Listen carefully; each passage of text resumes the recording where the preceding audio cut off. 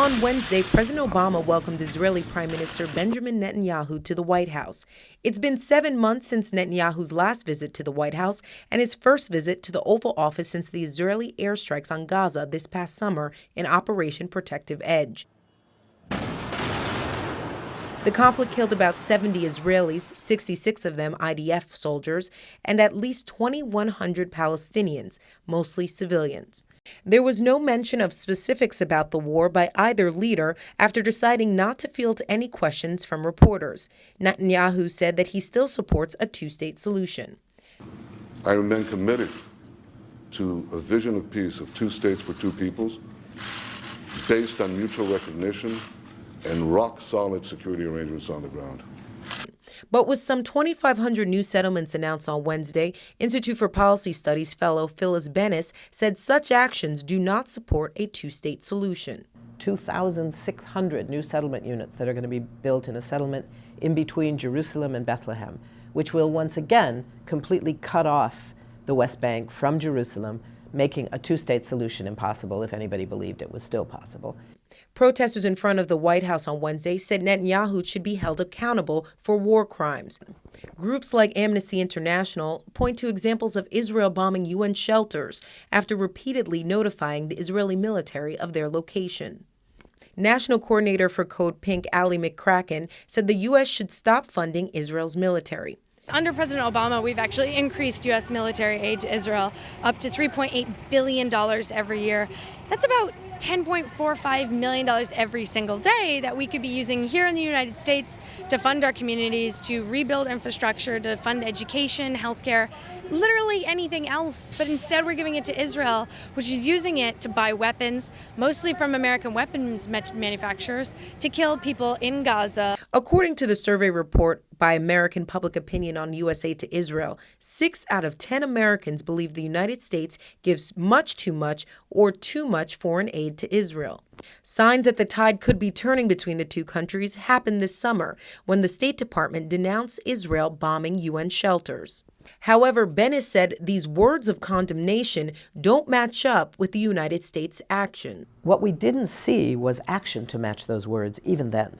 So even while those attacks were underway, we heard the words from President Obama, this is something that must be condemned, that's all fine.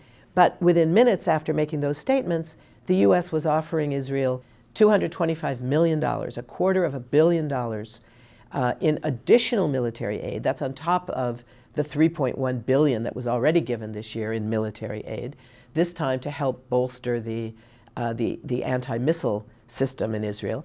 And the U.S. opened up its military warehouse that it keeps in Israel for use by U.S. troops in the region who might need them for whatever they're doing in whatever part of this war, but essentially opened up the doors like opening it up to children in a candy store and saying, go, take whatever you want, help yourselves.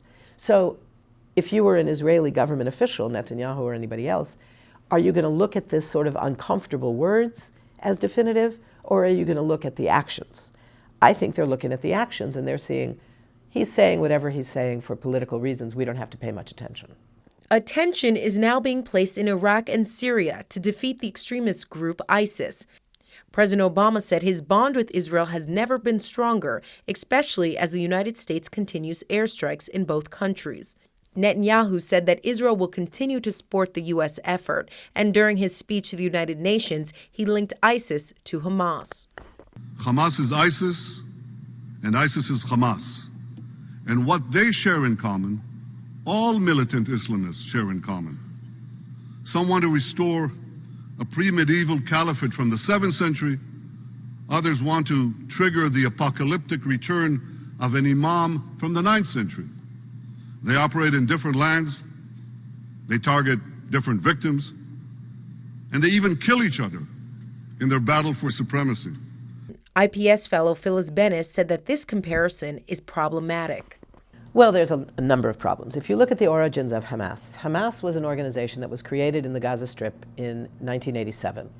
It looked to the Muslim Brotherhood in Egypt as its kind of role model.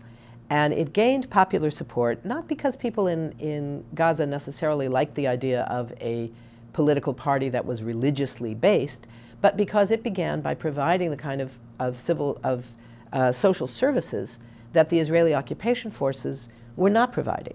So they built clinics, they built schools, they created summer camps. That was one of the big issues for children in Gaza. Now, of course, if you talk to the Israelis, and the U.S. has taken on that position, Hamas is a terrorist organization. And there is no question that Hamas has carried out military actions, some of which were legal, some of which were illegal, some of which were in fact terrorist attacks.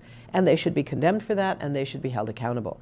But the notion that Hamas is somehow the same as ISIS, first of all, ideologically, theologically, it's completely different.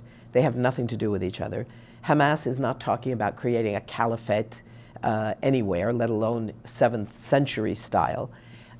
It's more religious than certainly I would feel comfortable with, but I don't live there. You know, it's not up to me to say whether people in Gaza should live under a secular or a religious party. That's their business, not mine. When you look at ISIS, this is an organization, the only thing it has in common with Hamas is that it also emerged in the context of foreign occupation. In this case, the US occupation of Iraq. And it was in that context. Originally, it was called Al-Qaeda in Iraq or Al-Qaeda in Mesopotamia. In that context, it was one of many religiously based, sectarian-based militias that were fighting against the U.S. occupation and the U.S.-backed government, the Shia government in Baghdad, that was from the beginning an incredibly sectarian government. After the meeting between Netanyahu and Obama, White House spokesman Josh Earnest criticized the Israeli housing plan to build thousands of new settlements. He said, quote, "This development will only draw condemnation from the international community. It also would call into question Israel's ultimate commitment to a peaceful negotiated settlement with the Palestinians." But in spite of this rhetoric, critics point to Israel remaining as the #1 recipient of U.S. foreign aid. And for them, U.S. and Israeli relations will continue to be business as usual. For the Real News Network, Jessica Devereaux, Washington.